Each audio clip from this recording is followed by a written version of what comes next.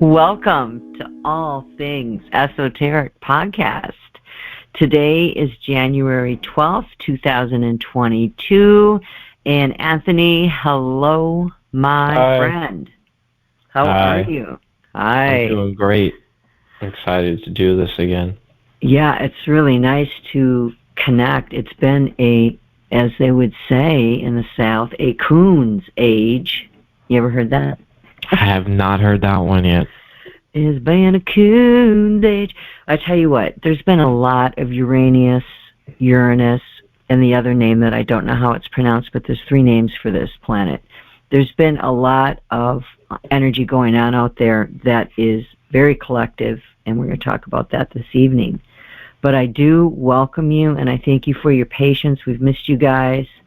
I have had some personal things going on in my life with my family, who, I know you probably would agree are more important than anything else. I guess it depends on the family, though, right? But yep. I got a good family. I got people around me who love me, and we support each other. And so we're a tribe. And I think when one of them's down, we should all circle around each other and just remind the person how amazing they are and that they're not alone. That's what they do in some tribes, It's really amazing. All right, so Happy New Year. Oh, my God. We're already almost 2 weeks in, and we missed New Year's. But Happy New Year. How was your New Year? It was New Year's. It was a lot of things. It was very good. It was very bad.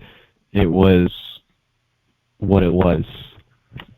It was what it was, and it's like, and that's all I'm going to say about that.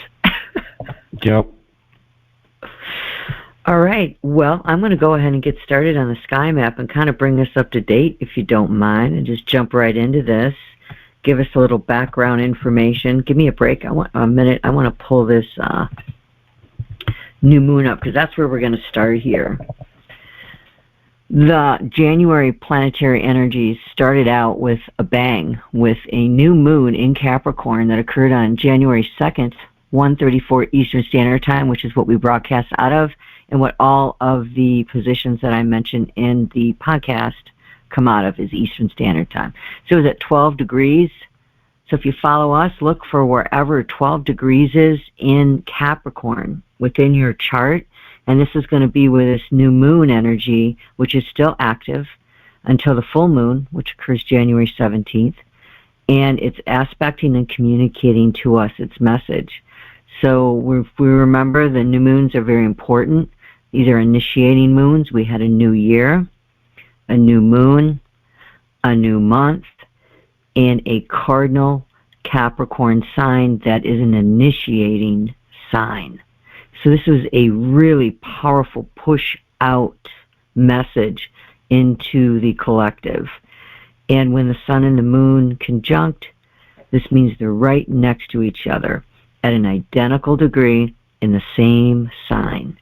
So you've got the sun conjunct the moon in the same sign, same degree. This is called a double dose. A double dose of the same energy in that sign. So Capricorn really wanted to make its mark, starting us out into 2022. So it's important, Capricorn, it is feminine. And it's activating and moving out in its earth energy. And it exists and rules in that 10th house, with Saturn being its planet. So, it's important, too, to know here, let me say this, that when I speak of feminine, it doesn't mean it's male or female, unlike actual gender, which we assign at birth. Astrology defines masculine as outward-directed energy. Any outside emotions are deflected away. The feminine is inward-directed energy, so outward emotions are received or absorbed by the person. And, of course, that's where we get this highly empathic nature and the psychic nature and these types of energies. And if you operate in those giftings, which a lot of people are coming in and awakening to them within them, and you don't understand how to work a room, is kind of what I call it when I share with people. When you're working a room, it means mind your own energy and your essence first, and never allow something to remove you from your own inner center. If you do, and you're empathic and psychic gifted in nature, you're going to absorb those energies, and you're not going to be able to process them out. And you can get attachments that way. You can also, carry those home with you, these energies, and you can also take on whatever emotion that person's going through. I mean, it's just, are you familiar with of which I speak, Anthony? Yeah. Yeah. It can really end up being a mess, right? So I just call it having really good aura hygiene, And, yeah. People say it's a good idea to do your banishing or purification ritual once a day, like you brush your teeth, like a spiritual brushing your teeth.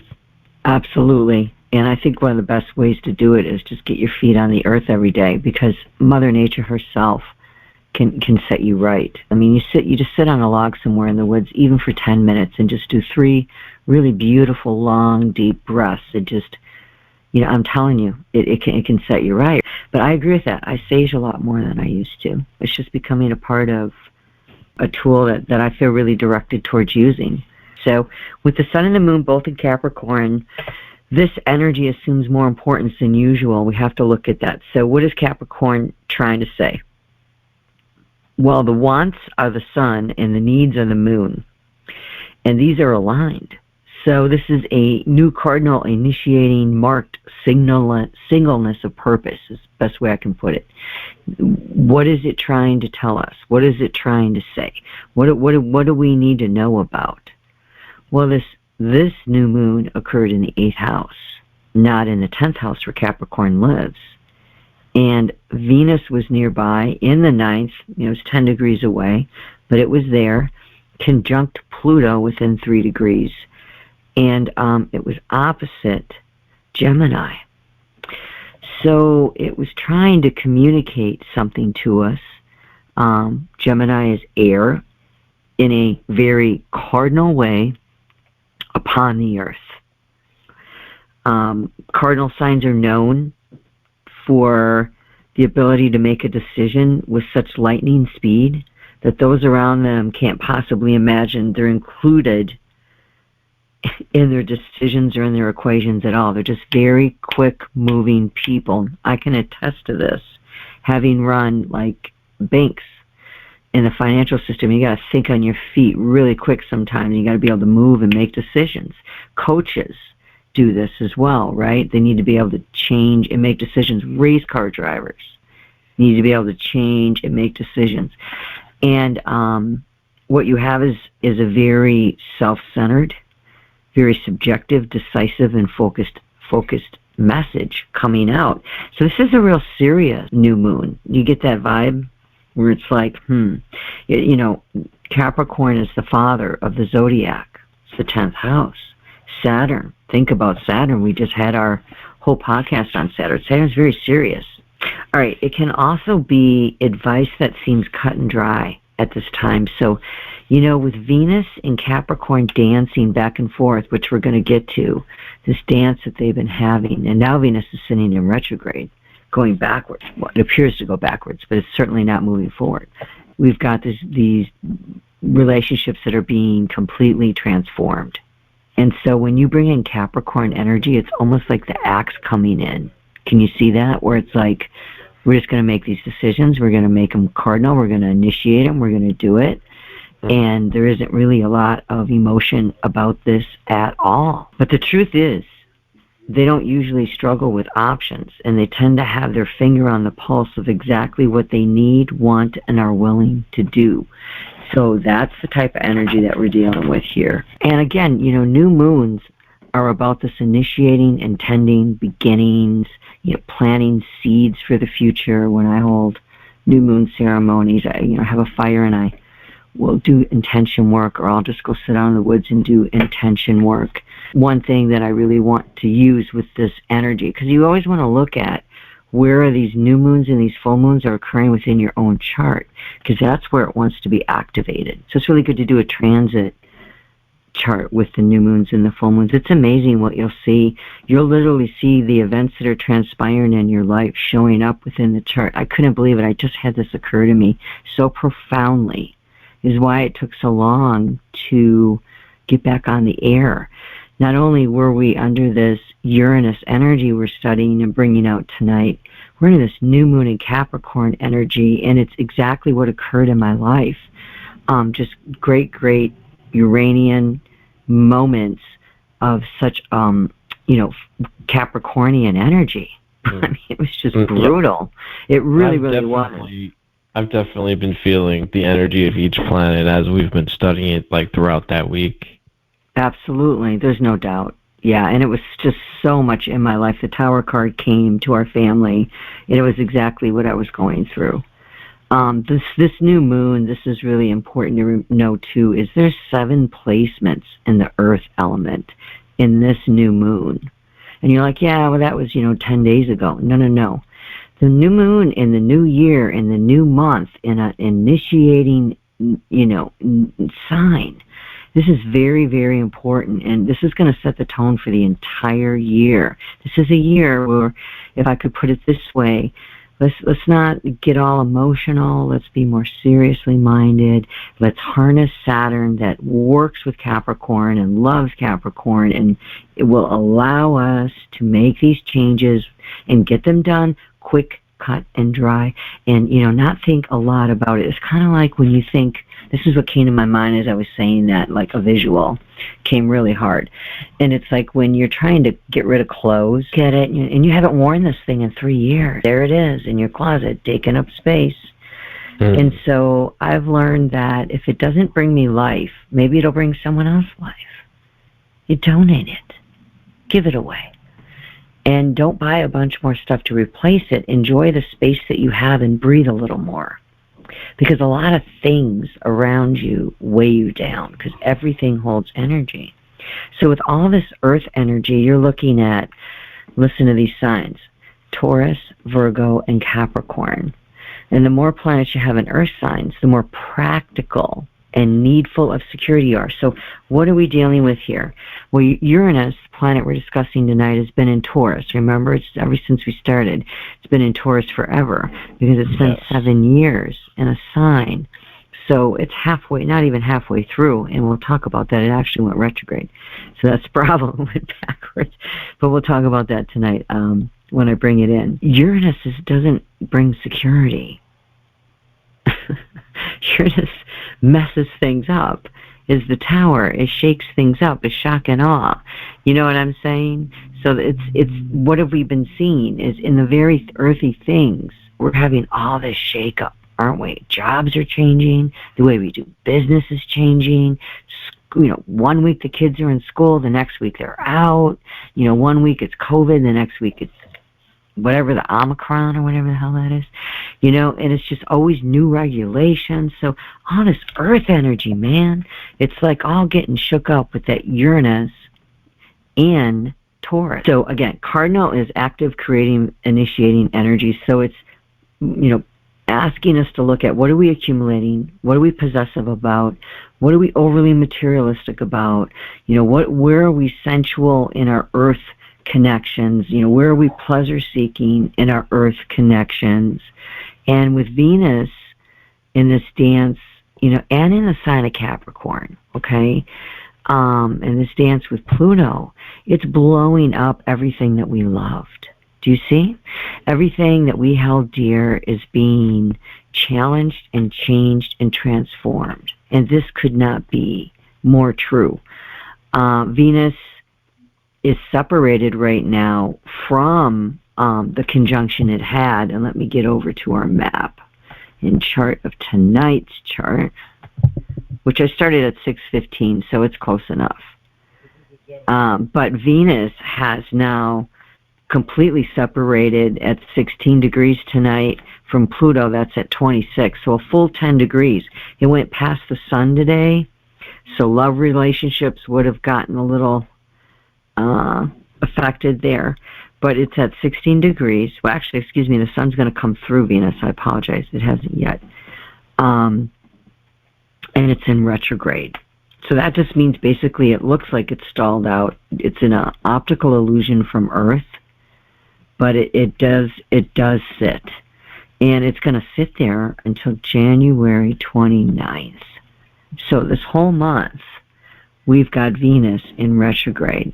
And she's going to move direct, but this is bringing up issues about our security and relationships, continued transformation and regeneration with our relationships, especially communication in the deepest parts of our relationships. And that's exactly what occurred personally, again, in our family. It's verbatim what happened. Mercury, want to bring this in, changed signs and is now in Aquarius. Ooh, Mercury does really, really well. On January 2nd, ironically, in the new moon, so did Mercury enter Aquarius. And, Mercury's logical. We studied this, listened to our podcast on Mercury. I loved doing Mercury, didn't you? That was a fun podcast. Yeah, that was good. Mercury is logical, and Aquarius is intellectual. And it's kind of like the lower nature of thinking and communicating, and the higher nature is Aquarius. That's the way you got to look at it. And Aquarius is air energy that's fixed in nature. And on January 14th, Mercury's going to go retrograde, and Venus will still be in retrograde.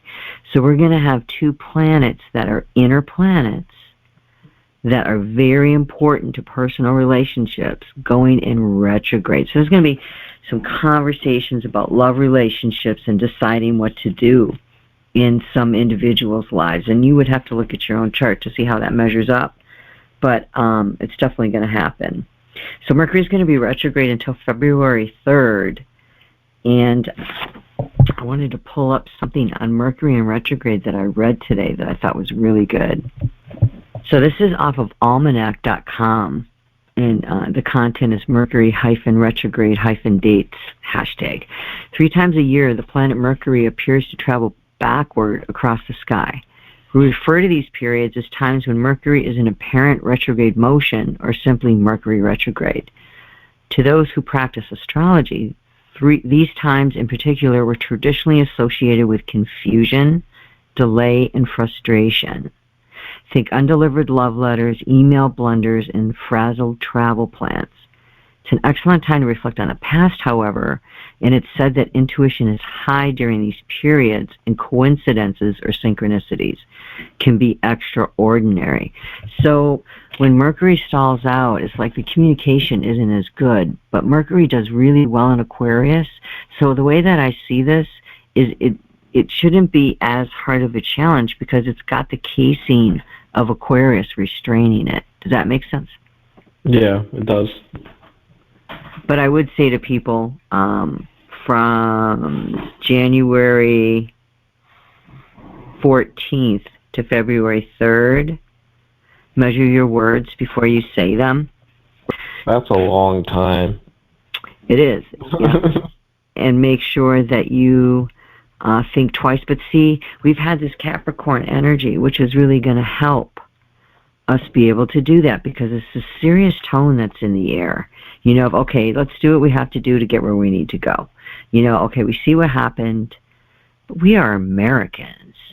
I mean, once you think about the United States of American people, they come from all over the world. We get the privilege of all these cultures. The best of the best come to us. I really believe that. I still believe that. Come on, man. And I'm proud to be an American. You can have all the good food from all over the world. I know all these people coming with their food. I love it. Like, bring it in, but bring it in right. Okay, that's whole. Bring it in, but bring it in right. Okay. So January 18th, this is extraordinary. We must talk about this event that's coming up, and we won't be having another podcast, so I want to make sure, after this we will, but this will already have occurred, so I want to make sure I mention it. The nodes shift every 18 months. So on January 18th, 2022, the North Node, which is Rahu in Esoteric Astrology, will move out of Gemini into Taurus. Oh my goodness. We can't get away from fixed Earth second house themes. Uranus is in Taurus, and now we're going to have the North Node in Taurus till July 2023. A long time. So what does this mean? I'm not going to go into the North Node, Rahu, tonight. I'll just be really quick about it and how I see this, because I've studied it now from Western and Hellenistic, and I've studied it from Vedic. And I really think that the South Node, which is always the opposite of the chart of the North Node, is really what you came in with and what you, in your character, just breathe and eat and sleep, and you know it. It's like the person who's naturally good at basketball, or naturally good at calligraphy, or naturally good at opera singing, right? It's these inherent gifts, inherent gifts that you have, that you're born with, and characteristics. And it's also DNA and all. There's just so much to it. Your North Node is what, in this lifetime, you should develop and grow towards. And wherever it is where it'll help you grow. But it also can be a place of deep temptation where you get really fanatical, and it depends where it is and the aspects. But some people have a very prominent North Node, and some people don't. Hitler had his North Node in the 9th house, and he was a fanatical believer in his own way of what was his religion, not Nazism, and something else to do with the word white, if I can remember it. But, well, it's basically Christian, but some say he was into occult stuff, too. No, I mean about how he only wanted white German people. White supremacy, thank you. Yeah, I mean, he was a white supremacist, There's another word that's there I'm missing, but it's okay. And the 9th house, I don't want to get into this deep, but study the 9th house, and I have a 9th house North Node, so I can understand a tendency to get fanatical about certain beliefs. And as I've matured and grown and had mirrors that have helped me, I've really got a good grasp on my North Node, but it's taken me, and it usually does take you most of your life to really grasp it. But by the time you're 35, I would say 40, you pretty much should be going in that direction, unless you've got some other things at place. But collectively, when we see these nodes move, we're going to be sitting in this energy we're supposed to go towards. Do you see? So it's like, okay, let's move away from what we had. Now let's move into Taurus from Gemini. We're going into a different sign. For 1 second, isn't Sagittarius the ruler of the 9th house? Yes.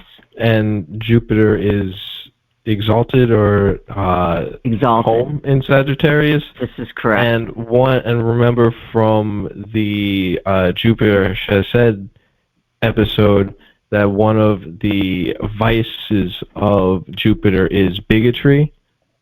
Yeah. So Hitler with his North Node in the 9th house, the vice being like bigotry. That is on point, my friend. There you go. Beautiful. Yeah, he was something else. I think I mentioned this in another podcast before, but he had his elements. You've got 4: air, earth, fire, water. And he had very little strong water aspects, which is that being flowing, emotional, feminine, yin, receptive energy. Yeah, it's really amazing when you look at, and what we're looking at is seeking to establish loyal and stable personal unions. All right. So we've had this shift in this move in relationships that are helping us to understand value in them. And with it being in Earth sign, these are issues of security, remember? Mm-hmm. So what did I want to say about Earth 2 that I'm missaying back here? Let's say this quick. Earth signs seek material security. They're down to earth, pragmatic, cautious, sensible, and conservative. Hardworking and industrious. Earth signs are able to put into effect the ideas and inspirations of the other signs. They can be accumulative, possessive, and overly materialistic. They are also sensual and pleasure-seeking. So look for your Earth energy. We've got this Uranus in Earth energy and the node turning in Earth energy. Do you see what's happening here? It's like the universe is saying, I need you to really look at your relationship with things. And we need to get more collective here. We need to think group. We need to think one another. We need to think, we shouldn't have any homeless people. We have homeless people because people, probably some of them reject family members, and I understand that. I've been burned. I understand that, man. You know, it's like, look, if I don't take care of me and my family and put up some sacred boundaries, people will devour us and take advantage of us. It's a real tightrope dance for me personally in some of my relationships I've had, to know when to give and not give. Mm-hmm. Have you experienced that? Oh, yeah. There's some people, like, it can be hard when you want to give, and then people just want to take and take and take, and, you know, you can only do so much. Yeah, you know, it's the adage, teach a man to fish. Don't fish for him, right? You know, teach him to fish, he'll never go hungry. Yeah. And that's what I'm all about. That's why we do these podcasts, kind of talk about things like, hey, you know, this is really applicable. Like, this stuff is good stuff, and it can help you if you understand what's going on out there. Because the energies are around us, and chances are people who are listening here have seen these shifts in their relationships and things, and maybe they've had to move, and the jobs have been quit, and we've just got all this shifting going on with that. So, also, this is an increased need to be authentic and like I said, down to earth and realistic. Like, this is authenticity that's being birthed. And the arts and artistry is going to begin to rise in group form. Like, we're going to be able to collectively see the importance of that. During that new moon, I want to mention this, we had a harmonious trine to Uranus. And this can bring change quite suddenly and unexpectedly. So when Venus retrogrades in Capricorn and conjuncted Pluto, I mean, this is exactly what occurred in my family. Verbatim. Like, unbelievable. I couldn't believe it. All right, so with that, I'm going to move out of the night sky. And was there anything you wanted to add before I get into the astronomy? All right, so with Taurus in the North Node, I wanted to read something really quick from a book called The Astrologer's Notebook by Donna Van Toen. Taurus North Node, she says this: you have real hang-ups about earnings and resources. So our lessons for the next year and a half to 2 years, especially since we're going to have the Pluto return in the United States coming up. I'm sorry, I shouldn't laugh, but you guys, that is so monumental. Is shifting how we make money, where we spend our money, who we spend our money with, how we get our money, you know, things like that. And that's all this earth energy. Now, the opposite of Taurus is Scorpio. And so Scorpio in the South Node would say this to the North Node in Taurus: yeah, but that's because I've been ripped off so often, you just can't trust people. So the problem is they came in with this Scorpio South Node. You see what I'm saying? It's not a problem, but you haven't built up your own resources is the problem. And this is what this energy is all about, teaching us, you know, what is valuable and how do we make money. And possible reasons for this, she states, is you don't really know what you want. You resent other people's personal or material successes. You have sexual misconceptions or misconceptions about material wealth. Maybe you were brought up to equate affection and caring with getting material things. On rare occasions, people with South Node and Scorpio have a "you got to be more crooked to make any money in this world" philosophy. More often, there's a tendency to make changes just for the sake of changing. So her solution is learn to enjoy both giving and receiving, whether the exchange involves affection, compliments, money, or whatever. Develop a strong sense of personal values based on your own needs. Forget about strong dogmas and morals and do what you have to do. So we're really learning about money and material goods, and Venus is the planet of money. So with a conjunct Pluto, can you see what's happening? Things are absolutely being blown up, and I know I've had changes. By the way, I have an announcement, and this is crazy, but I just have to tell you another Uranus thing going on with me. I am not going to charge for any of my work that I do right now. Maybe in the future it'll be different, but with astrology, reading charts, doing readings, Reiki, that kind of thing, and I will be offering pro bono sessions for donation. If you want to give it to me, I'm going to get a donation button. I'm obviously going to receive donations to help me continue to do my videos and my work, but I do want to give out sessions and just do them, and then hopefully I'll be able to make money on what I really want, which is writing and broadcasting and arts and creating and making movies and directing and things like that. So nice. That's awesome. Yeah, and you know what's crazy is I just was in meditation, you know, and I really felt led to do this, and I just sat there and I'm like, this is crazy. Like, I bet I have a few friends that would appreciate that. Yeah, all they got to do is enter my drawing on Water Star Oracle on Facebook. When I have them, just follow me over there, and I'll be, you know, make a post and say, hey, here's the deck I'm using, here's the theme, here's what's up, or, you know, if you want to just do your own theme, that's cool too. I never just make it strict, but usually like shadow work, or, you know, this is like on career, and it'll draw the people that are maybe, you know, seeking some solutions in that area. But anyway, let's move on here. Astronomy, let's go. Uranus. Uranus is considered an outer planet, and it's the 7th planet. Takes 84 years to travel around the zodiac. So basically your human life.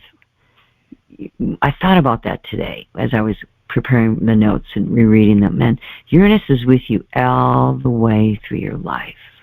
You know what I mean? Just steady. Boom. Boom.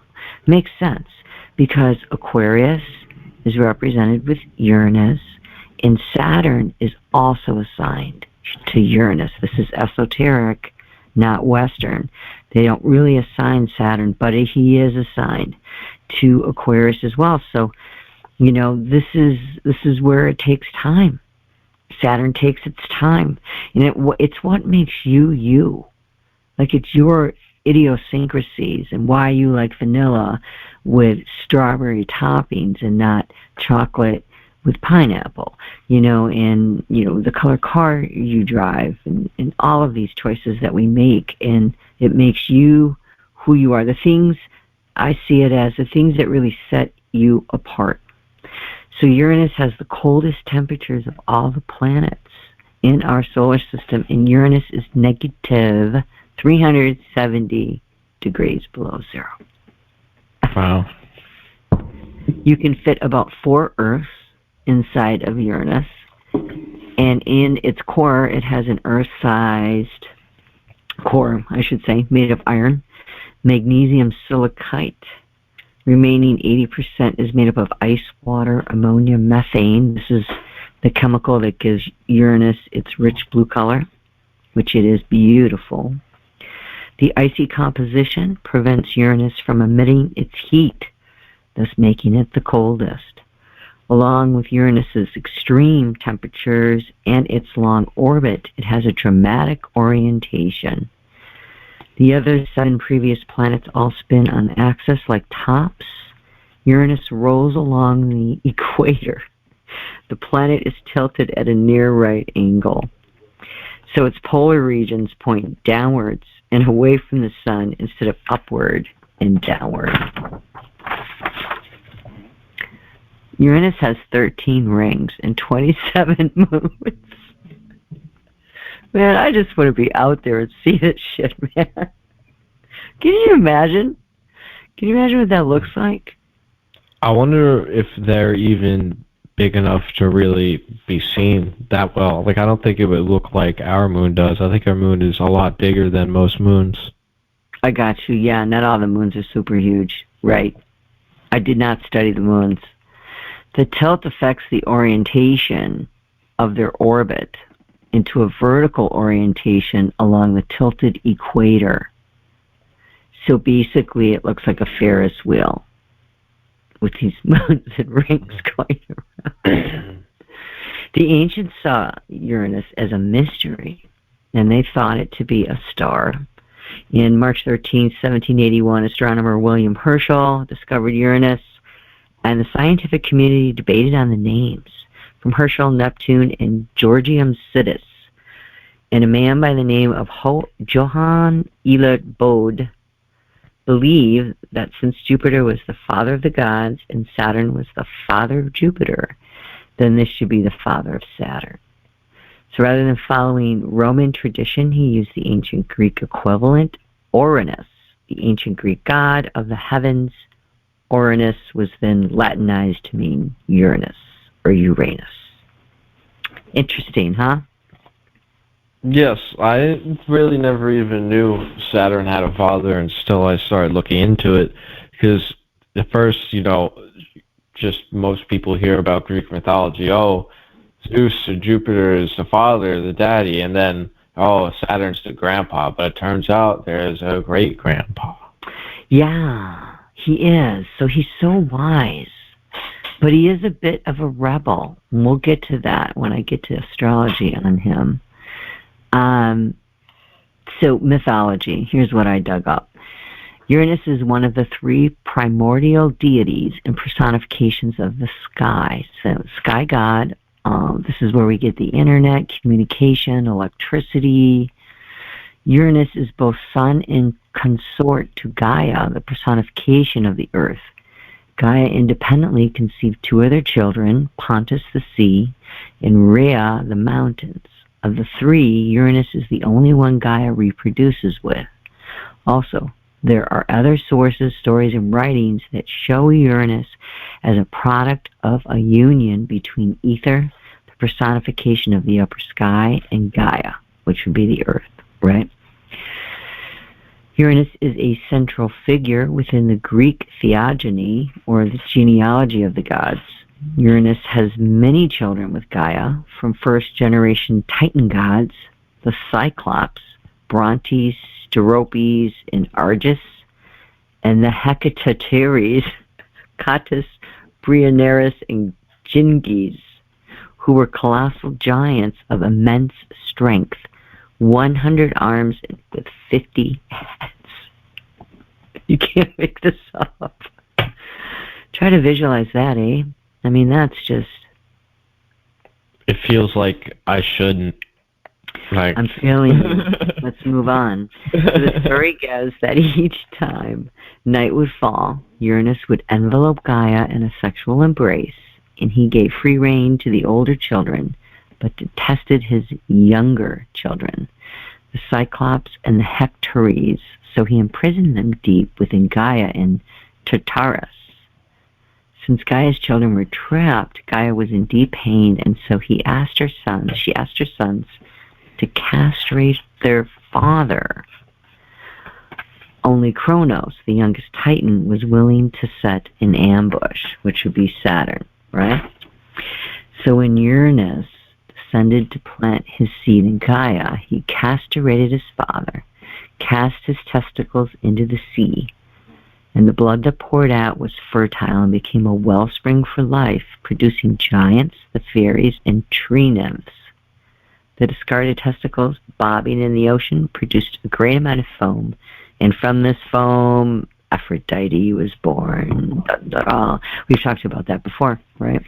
Yes, and it's also interesting symbolically that, his penis and testicles falling into the ocean would create something, because if you remember from our episode on Saturn, Binah is all the Great Mother. One of her additional titles is Mara, the Great Sea.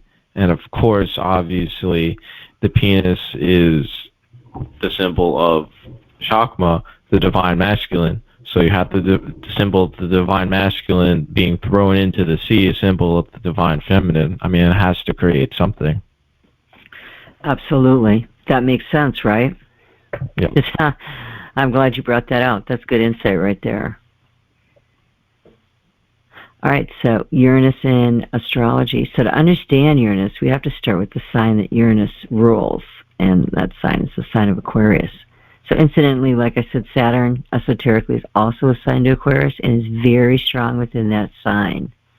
So I have a Saturn in Aquarius, and I can attest to that. I feel its power very strongly. I think you have Aquarius and Saturn too, don't you?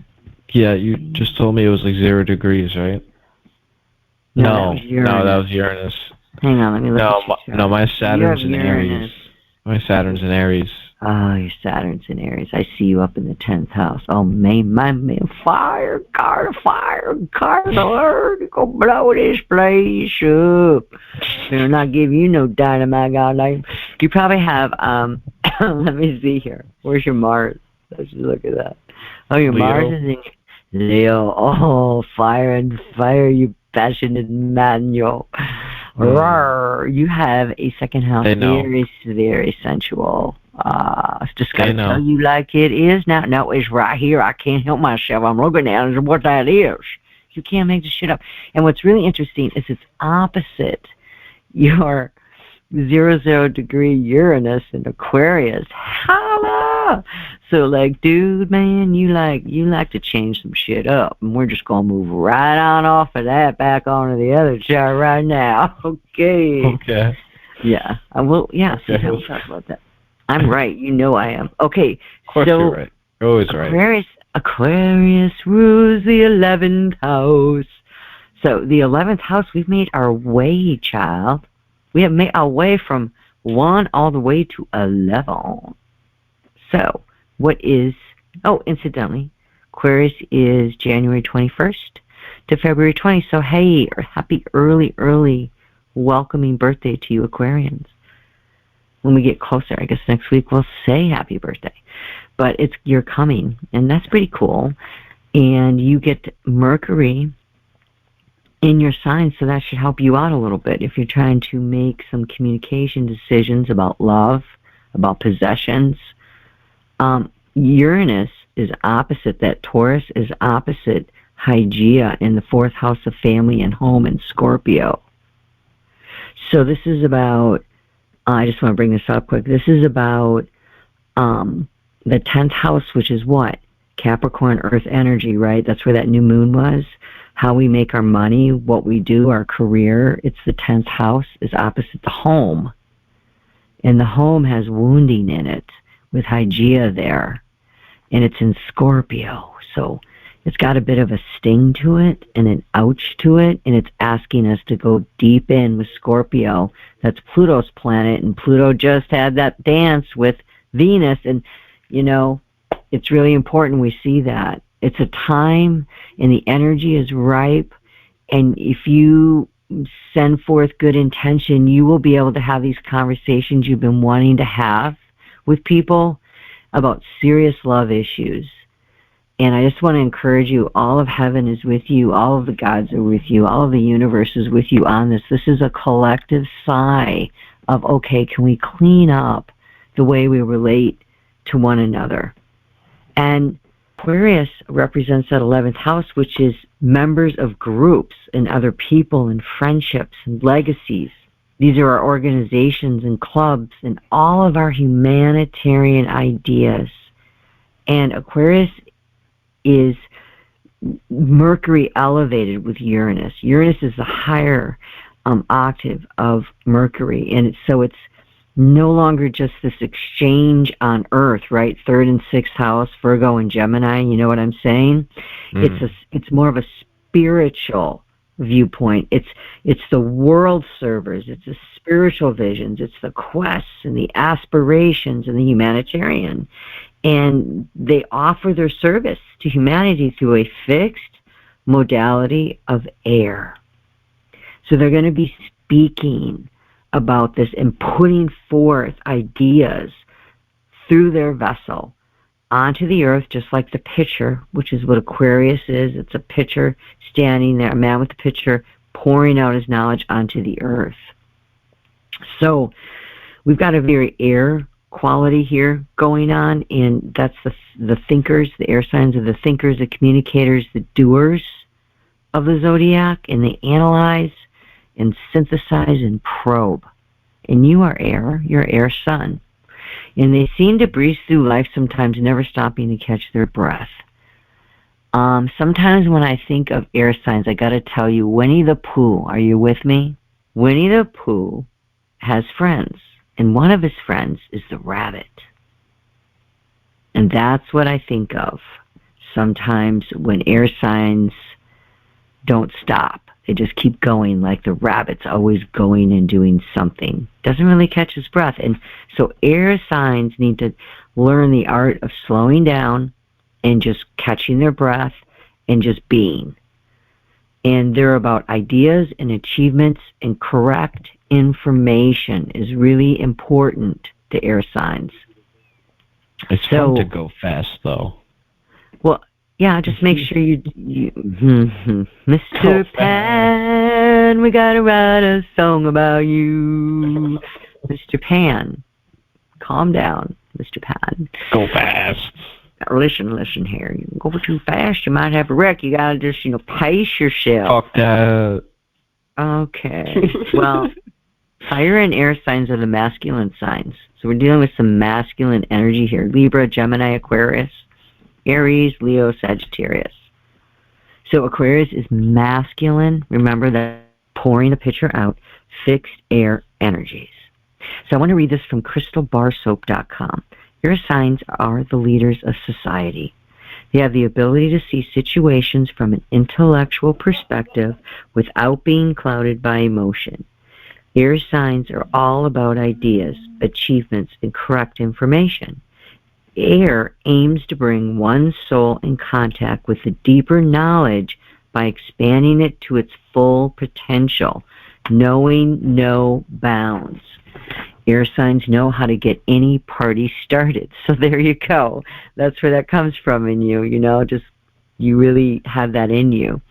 They can get along with anybody, including those who aren't part of their social group.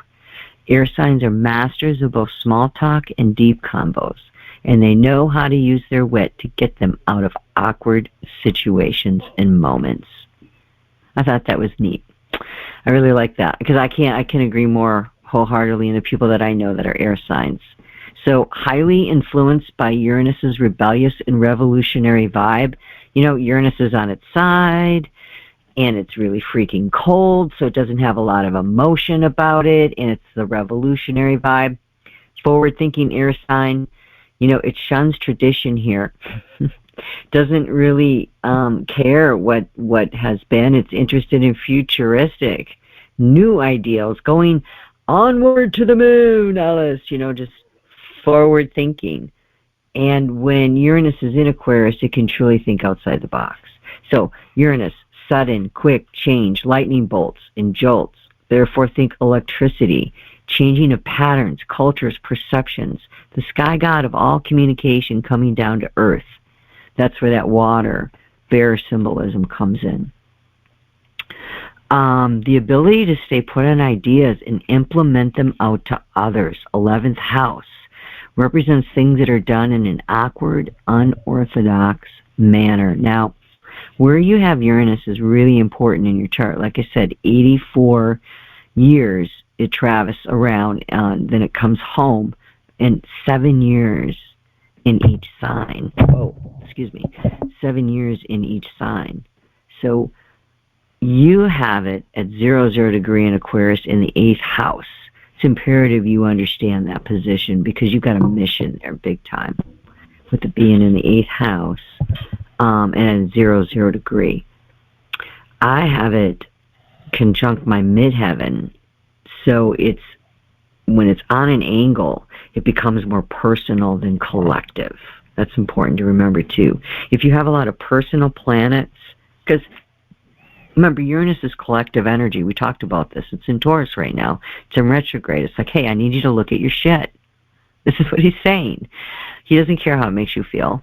I need you to look at your relationship with your stuff and how you view people.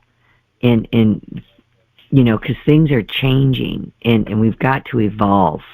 And Uranus is he's gonna make you evolve. It's just gonna happen. You're not gonna have a choice. And if you don't see, you gotta remember in Tarot, it's beautiful. Follow the major arcana. You've got the card before Uranus, which is the Tower. You've got what card? The Devil. And it's like, look, dude, I'm warning you. You're addicted. You're chained together. We talked about this card. You're addicted to your desires. Incidentally, I did a new moon video. I put it on the Facebook page on our All Things Esoteric podcast. I really encourage you to watch it. The new moon video covers a lot. But Uranus is really about something suddenly happening, and that's what's really important. I know it was the Devil card in the Tower. It's some sudden movement if you don't take action yourself.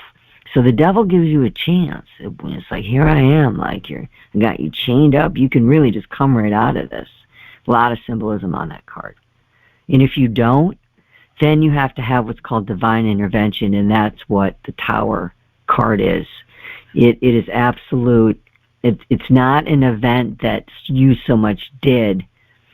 It's an outside event for sure, but it's an event that had to occur because of maybe some personal things in your life, or collectively, correct, depending again on your chart, that we need to address. So, abrupt change, shock and awe, and it's where we get that saying, oh, that was shocking, or you shocked me. So large group shock, and we're seeing that. Did you want to say something? No. I'm almost done. So large group shock and change found in the sign of Aquarius as its opposite. So the fixed fire sign of Leo, who reigns as king, is opposite the 11th house of Zodiac. So it's this very personal, fiery energy, and across is the others. That's more cool energy. You see what I'm saying? It's challenging. And you're going to do things awkward in an unorthodox manner. And like I said, I have this conjunct my midheaven. So in my 10th house, in Virgo, I get double Earth going on. And this has happened. I've had a lot of changes in my career. I've had a lot of shock and awe moments where things have just changed and fallen into place, or it's been time to say goodbye. So wherever your Uranus is, it's important to look at what house it's in and what other aspects you have. You're going to break traditions here, and this is so true about me. I've become the rebel and the revolutionary in the aspect that I'm no longer kind of in the matrix, as I would call it. I've come out, and I'm doing more naturopathy and more of a natural symbiotic relationship with Earth, almost like gardening and farming and, you know, becoming more, well, symbiotic. And I never used to be that way. So I'm going to wrap up here with just talking quickly about Taurus being from 2018 to 2025 in Uranus again, just as a brief review. And it's a generation with lots of resourceful ideas about money. So this was meant to happen during this, you know, time frame from 18 to 2025. So we've got a couple more years, don't we? So we would change things about money, because what's coming after this, okay, is going to matter greatly, and we need to be prepared for it, because we're going to have a shift, I think, I'm calling it, in our financial system. That's what I see.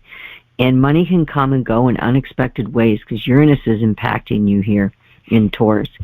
And it's operating on the high side of this placement, and investing wisely, in managing your cash flow in creative ways, in making money in unusual careers. That's what this energy is trying to do, like think out of the box. And how are you becoming more practical? And how are you becoming more economical and more ecological? This is where we see recycling and, you know, doing things like this, community gardens, all this stuff popping up. You can go, depending on your chart and what your lessons are and what's going on, you can go the opposite way and become really materialistic at this time. And you got to be careful of that. Again, it depends on your chart. But some famous people with this placement of Uranus and Taurus were John Lennon, Napoleon, Pope Francis, and Sophia Loren. So, and incidentally, Tom McDonald, who is a rapper about, stuff that's going down in the world, he's a white rapper, has Uranus on his midheaven like me. And when you have Uranus on the midheaven, these are really eccentric people. And I would have to say, I think I've always been that. Like, I'm different. I've always felt different. And you really don't care what other people think. So we had a really huge shift of Pluto and Uranus conjunction in Virgo that occurred in the 60s. That's important to note quick. And from 61 to 69, Pluto conjunct Uranus, and the sole intention of this energy, because Pluto is soul, okay? And Uranus is change and rebel and revolting and shock and awe, is very, very personal. And it's not easy to work with these energies because you've got Uranus already wanting to bring shock and awe and change, and Pluto's whole nature is to transform. So this can be people, and this is me, I was born in 63, that we are changing and shifting and morphing higher and higher and higher into our North Node. And that is exactly what happened, and many people that I see with this conjunction. And it can be quite intense because Virgo energies have to do with the health in your body, nutrition, how you take care of yourself, healing, and paying attention to the messages of the body. So what we have here are deep changes in medicine, because that's Virgo, and the daily way that we treat ourselves, and being a part of bringing in this newer way of doing medicine, which is called naturopathic medicine, holistic medicine. And I'm actually studying to get a PhD in naturopathic psychology. How crazy is that? I know, that's awesome. I mean, it's quite crazy because I do have Pluto and Uranus in Virgo. I also have Mars in Virgo. They're all in the 10th house, conjunct my midheaven. So I've just got this real active energy there my whole life of trying to figure that out, and I think I finally am coming full circle. But soul evolution, growth, and it's where we need to do something differently, where we need to be liberated and freed up and going our own way, and it's definitely the entrepreneur. So 61 to 69 peeps, you had Pluto and Uranus conjunct, and if that sounds like you, it's not because you're crazy. It's you're meant to really change things and be a shaker in the areas of daily health and how we do health and how we get better and how we heal. Okay, so 7 years in each sign. I just want to see if I missed anything. I did say that Uranus is the higher octave of Mercury. Mercury is about that day-to-day communication. Uranus is about psychic communication and spiritual intellect.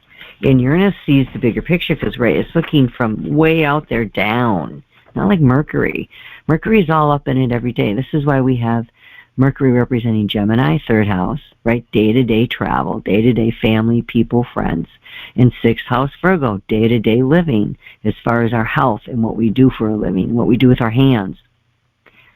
So I do want to say this, study your Saturn, because it's only through Saturn's energy that Uranus can manifest. I want to tell you, wherever Uranus is, it's where your deepest lessons are, along with Saturn, and Saturn's going to help you get there. So that is, something you need to look at, is where is Saturn in your chart in comparison to Uranus, and those planets want to really have you go towards your North Node, and they're there to help you do that.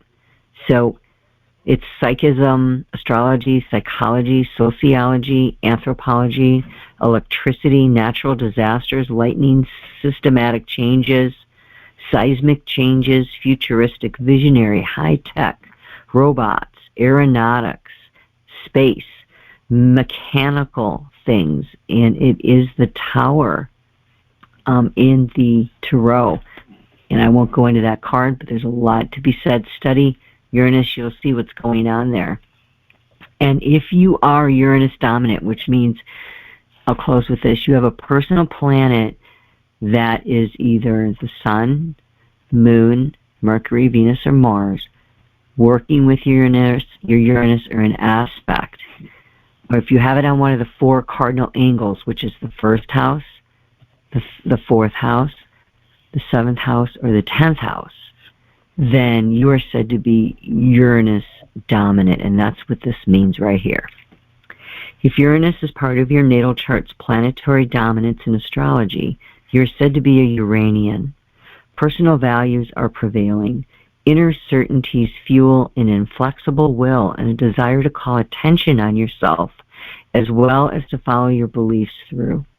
This planet prompts you to behave with determination, to put forth your own truth, and to start your personal revolution. More than other people, you are willing to keep some degree of autonomy in all circumstances, and you often display an individualistic nature. In order to achieve your ideal of freedom and independence, you must act like a despot as you try to convince and to impose your views, whether smoothly or forcefully. So it can be, something that's just a little bit too much. And I've pulled back on that in my life and centered it, and I know exactly what that means. Regardless of the flexibility of your comportment, some situations demand an absolute firmness as well as uncompromisingly frank and straightforward attitudes. People may criticize you for your I'm sorry, I don't know how to pronounce this word, intransigence.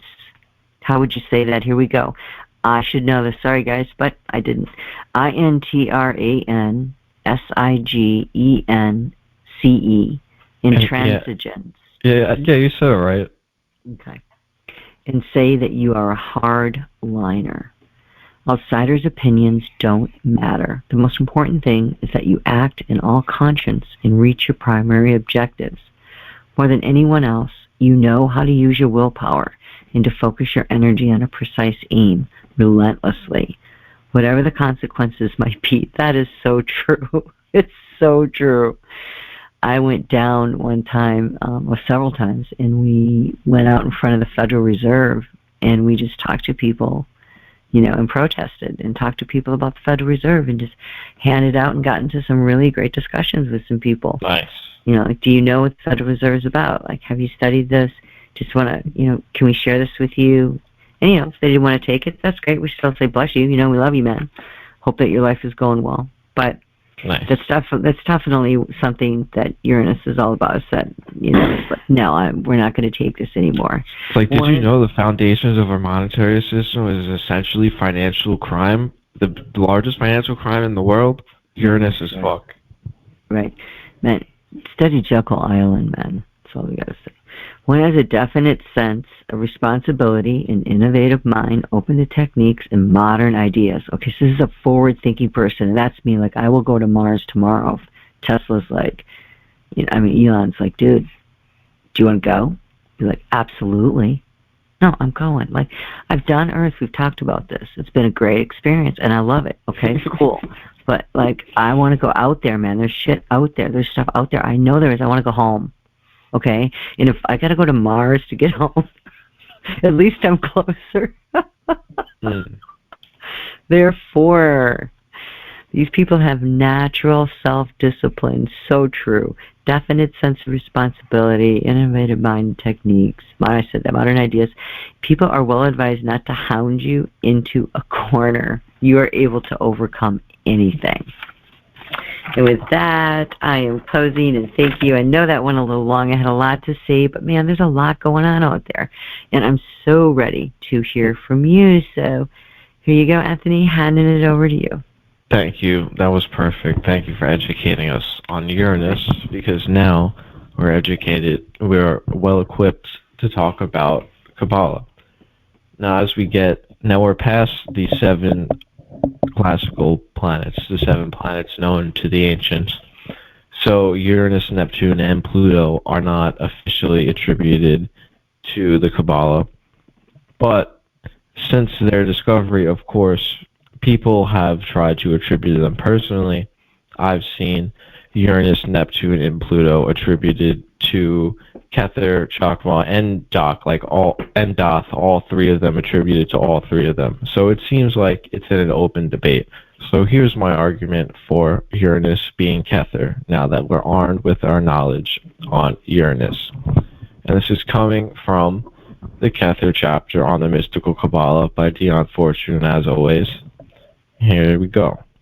In Vedic philosophy, Kether would undoubtedly equate with Para-Brahman, Chakma with Brahman, and Bina with Mala Prakriti. Probably said that wrong, whatever. In the other great systems of human thought, Kether equates with their primary concept and may be taken as the father of the gods. If for them the universe originated in space, then Kether is the sky god. If it originated in water, Kether is the primordial ocean. Always we find in connection with Kether the sense of formlessness and timelessness. The gods of Kether are terrible gods who eat their children, for Kether, although parent of all, reabsorbs the universe back into itself at the end of an epic of evolution. Now, as we mentioned Uranus's children before, the 12 Titans, the 3 Cyclops, and the 300 Handers, I found a source that says, but hating them, he hid them away somewhere inside Gaia. See, this isn't exactly, it doesn't exactly say he ate his children, but the children are still ending up inside one of the parents, so metaphorically, it's identical. Sure. Makes sense. Also, being the father of Saturn, if we think of where Saturn is on the tree, it's Bina number 3. If we look at the configuration, if we go vertically up, there's only one more sphere. That's number 1, Kether. And it's also said Uranus was the first who ruled over the whole world. So to me, right there, it makes a lot of sense to quote, to say that Uranus belongs in Kether. And making that attribution, let's continue to learn about Kether and see what we can get now that we've associated Uranus with Kether. So the main title for Kether is Crown, and there are additional titles: the existence of existences, concealed of the concealed, ancient of ancients, ancient of days, the primordial point, the point within the circle, the most high, the vast countenance, the white head, the head which is not, amen, lux occulta, lux interna, the inscrutable height, and a magical image being an ancient bearded king seen in profile. Reason he's seen in profile, meaning it's a silhouette. You can't exactly see him. And it's said that Kether can't be exactly described, only indicated at, and made metaphors to. And most of the additional titles are, going back to light, because Kether is basically spirit. It's the origin of the universe and everything that the universe came from. But I think it makes a lot of sense to also consider Kether as spirit, as all in the same thing. So lux occulta, lux interna, the hidden light, the light within, everything. Most of its additional titles are either about light or, the highest of high, the oldest of the old. So just to give you the idea, it's the first thing in this universe, right? Why Kether is why Uranus, remember we talked about Uranus being so radical. Kether is the start of a whole new world, a whole new universe. That's the most radical it could possibly be.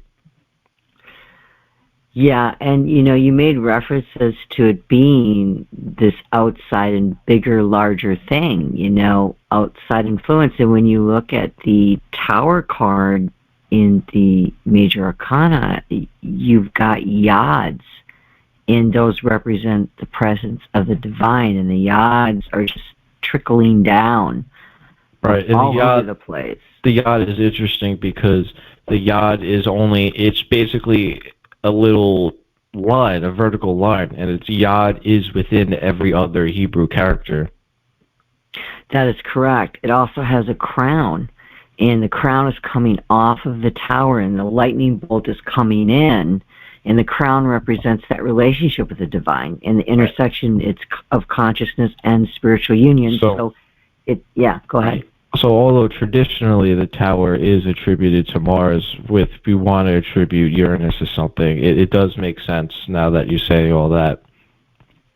Yeah, it does to me too. I mean, Mars and Uranus are very, very much alike, I think. Except, I think Uranus has more of a purpose. Mars is just basic human passion and desires and drive, which you need. I mean, Uranus could never happen without Mars, right? Right, but it's also about finding the right time and place for destruction, as we learned from it being attributed to Gabora. Right. Agreed.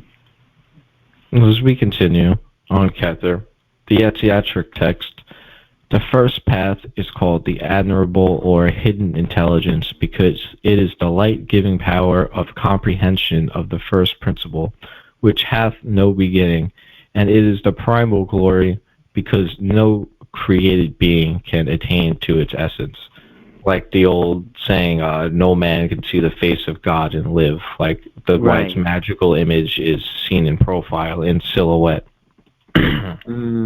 Spiritual experience, the union with God, its virtue, attainment, completion of the great work, vice, none, symbols, the point, and the crown, and the swastika, which I should have looked into that a little bit more. That would have been interesting, but I did not.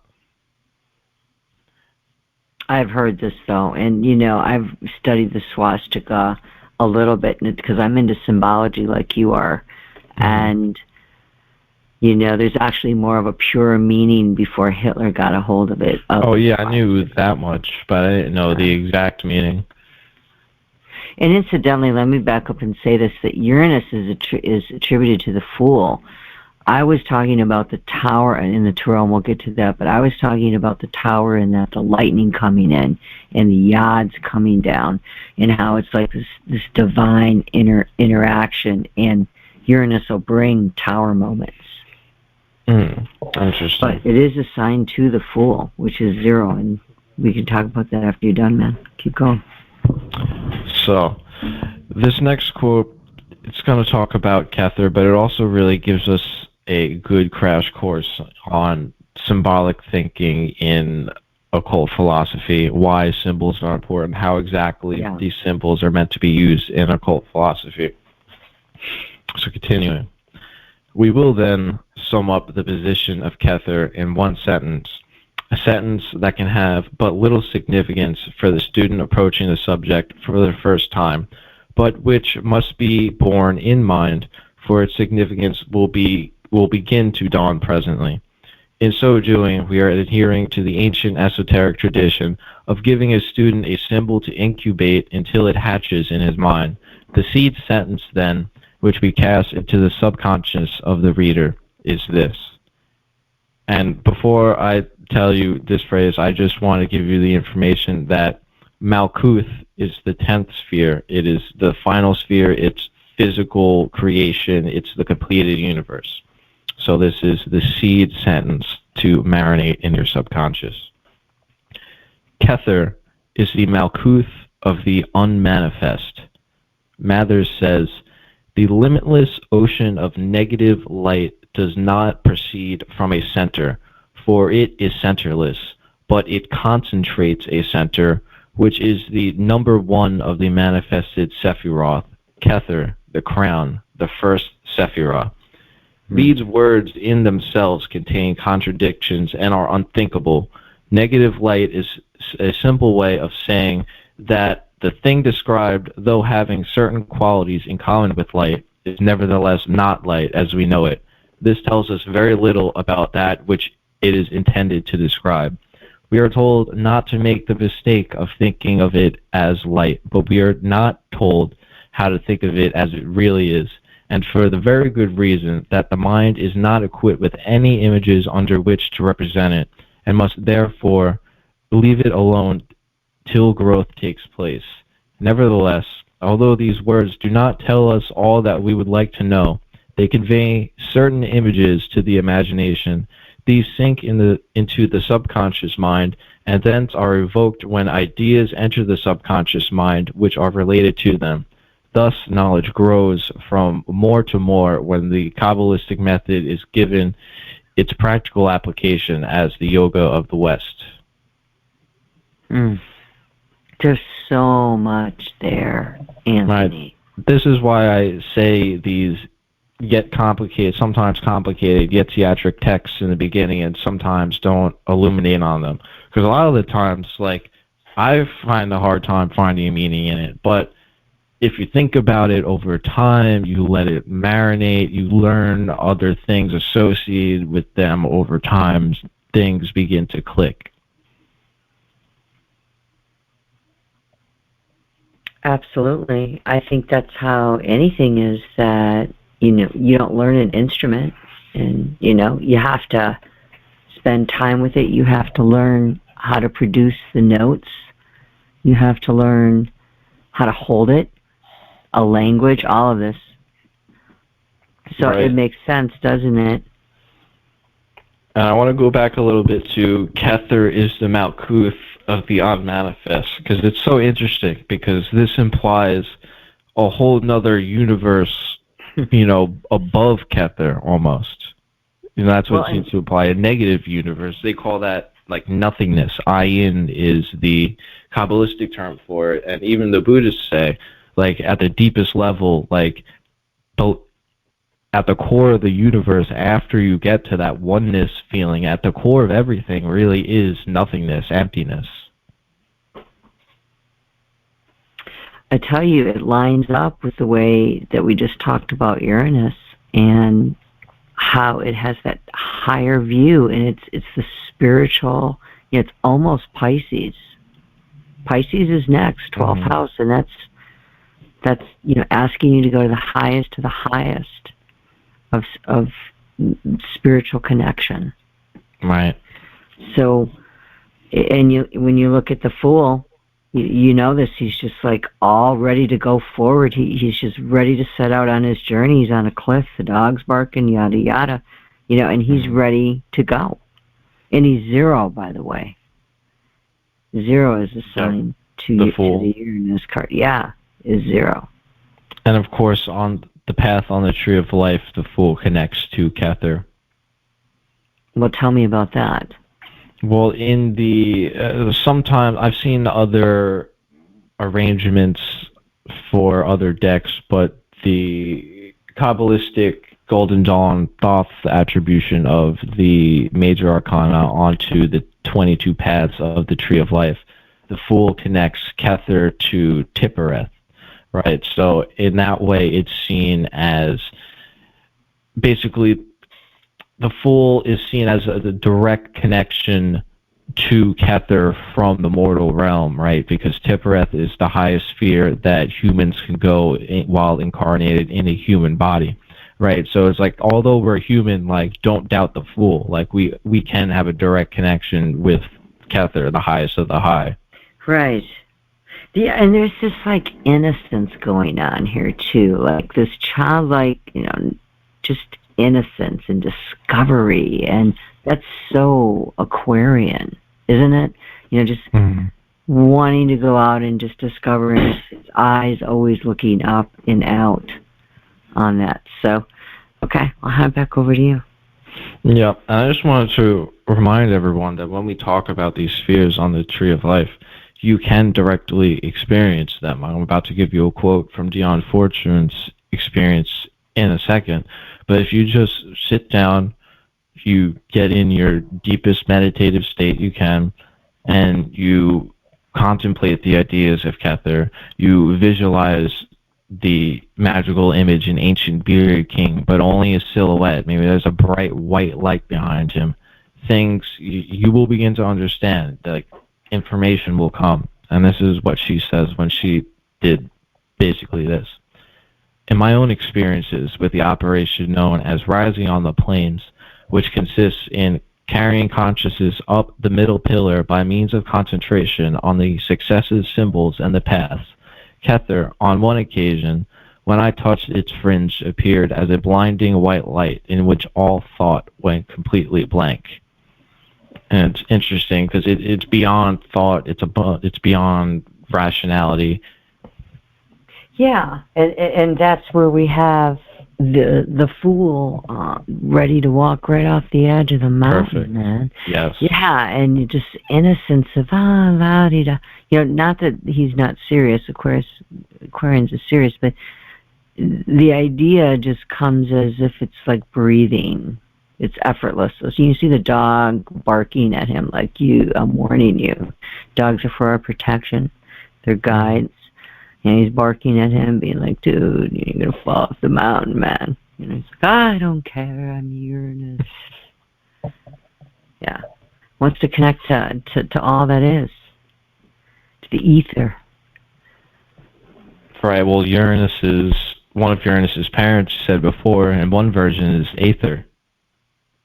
Yes. Yes. I did come across it. I don't think I read that. But I know what you're talking about. Yes.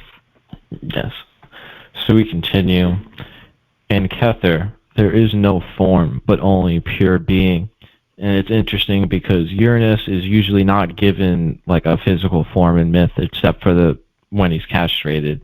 And he also represents the sky, which, it doesn't have a physical form, or at least it doesn't seem to, especially to our ancestors. So we continue. It is, one might say, a latency only 1 degree removed from non-existence.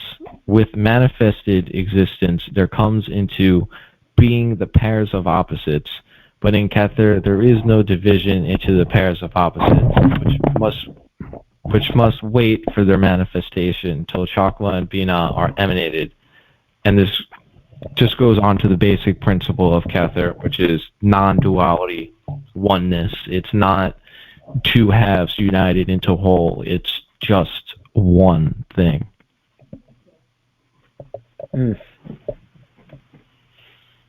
Yeah, there's no separation. Mm-hmm. And again, I apologize for dropping my mic. That's okay. It happens. I feel really bad about that, but at least it wasn't bowls clanging in the background. Did you have to go back? Oh, see, there it is. No, it's not as bad. Usually they have a long ringing action going on with them. Continue. They're one, not two parts. Yes. I'm with you. Just a little more on Kether. We must train the mind to conceive the state of pure being without attributes or activities. We may think of it as the blinding white light, undifferentiated into rays by the prism of form. Or we may think of it as the darkness of interstellar space, which is nothing, yet contains the potentiality of all things. These symbols, dwelt upon by the inner eye, are a greater aid to the understanding of Kether than any amount of exact philosophical definitions. We cannot define Kether, only indicate it. Oh, man. And isn't it like that when we look up at the night sky, man? It's like there's stars there and stuff, but like sometimes it's just so large and vast, and you're like, there's nothing there, but there's so much there. Right. This feeling of, this state of pure being without attributes or activities. I mean, that's definitely something people feel with psychedelics a lot. And when we do the psychedelic episode, I have a fucking thesis for it. It's gonna be good. Just you guys wait. Right on. Ready to talk about that. Pretty soon we're getting through these planets. Yep. And so, continuing on Kether, just a little bit of elucidation on the symbol of it being the crown. Mm-hmm. The first Sephirah is called the crown, be it noted, not the head. Now the crown is something superimposed upon the head. This gives us a clear hint that Kether is of our cosmos, but not in it. We also find its microcosmic correspondence in the thousand-petaled lotus, the Sahamsara chakra, which is in the aura immediately above the head. I think this teaches us clearly that the innermost spiritual essence of anything... Oh, fuck. Wait, did I fuck this up? This doesn't make sense. Guys, This, man, I think, we are teaches... so unprofessional, but we don't care. We're real. We're authentic, and we're not trying to impress anybody. We're just doing this to whoever wants to hear about these things. This... And enjoying ourselves. So we're really sorry, but not really. Go ahead. This, I think, teaches us clearly that the innermost spiritual essence of anything, whether man or world... I don't think I got that whole sentence correctly. That seems wrong. Just say it over, man. No, not that I said it. Like, it seems incomplete. It does seem incomplete. Yeah, I think I fucked that up because I wrote it down somewhere else. But that's okay. You know what? It's a lot of notes, and you're like me. You probably checked them, but it's like, man, Anthony works like all day. He works all day, and I do not. I'm currently, studying full time, and just recently decided, due to family, we need to all kind of stand together and get this family member through this. I'm just not going to be taking any clients, but I am going to be doing pro bono work, like I said. But yeah, it really ties in with. Well, keep going. Are you done? Or? Yeah, no, I'm done. You keep going. That was excellent. I got. That was amazing. Thank you so much. I really felt the essence as you were reading some of that. The older identification, the esoteric vibe on what you share, I just want you to know I appreciate it. Nice, thanks. Yeah, before this, I wasn't really sure if Neptune and Uranus would clearly fall into Kether and Chakma, but after doing this, I'm pretty certain that, Uranus belongs in Kether. Right on. I agree. Well, I want to read the Goldsmith Revised Sabian symbol for the degree of Taurus. And we know Uranus is sitting right with it, so you've got this vibe helping us, what we just shared tonight with Earth energy, fixed, second house, things, possessions, Venus, relationships, Libra, partnerships, seventh house. After glancing at her rough sketch, a master gardener trims a bush into whimsical shape of an animal. Into the whimsical shape of an animal. Nearby, her child waters the flowers with the shiny tin watering can. The mirror of the heart, which reflects things as they could be if properly cared for. Recognizing and nurturing the beauty in one's environment and in one another. Giving one's loved ones regular doses of gentle affection. Spotting good and bad seeds in people's character. Mentoring the young and promoting their inborn talents without assuming that they will develop according to one's expectations. Cultivating one's own best traits versus letting a bad habit take over like a rampant weed. Uninhibited exploration of artistic ideas to see where they lead. Don't you love that? Like, go ahead. Just do what we're doing and just do it. If you want to talk about some things, I'd love to hear you talk, man. Just do it. Don't stop. Just do it for you, and then you don't got to worry what anybody thinks. And you should do things for you. Right, Anthony? Yeah. I think that's important, Mr. Pan. You should know all about that. You should have done a whole cheer on that action right there. You could have stepped right up. Oh, I'm tired. That's true. All right, like a rampant weed. Uninhibited exploration of artistic ideas to see where they lead. Planning versus serendipity and improvisation. So this is more serious. New Moon Capricorn energy. Sounds like that too, doesn't it? This earth energy that's more practical. Nurturing the world as one would a garden. Nurturing the world as one would a garden. Promoting good tendencies in society and rooting out destructive social usages. Wow. This is ruthless, y'all. This is some serious energy coming in, and ruthless in a good way. Saying, look, we're not going to play no more. Okay? We're at 10 degrees. We've got a way to go. I'm retroed out. I'm retrograded. Uranus is retrograded in Taurus. So this message isn't going anywhere for a while. Okay, so next week we have Neptune. So, yeah, have a good week preparing for Neptune, Anthony. Get in that energy for a while. I live in Neptune energy. I have Neptune on my ascendant. We can be buddies. Let's see what yours is before we go. Yours is conjunct your Uranus at 0 degrees. Well, 6 degrees. Let's see. Yeah, 6 degrees away. So it's not tight. It's giving you room to breathe, which is really good. And it's in Capricorn.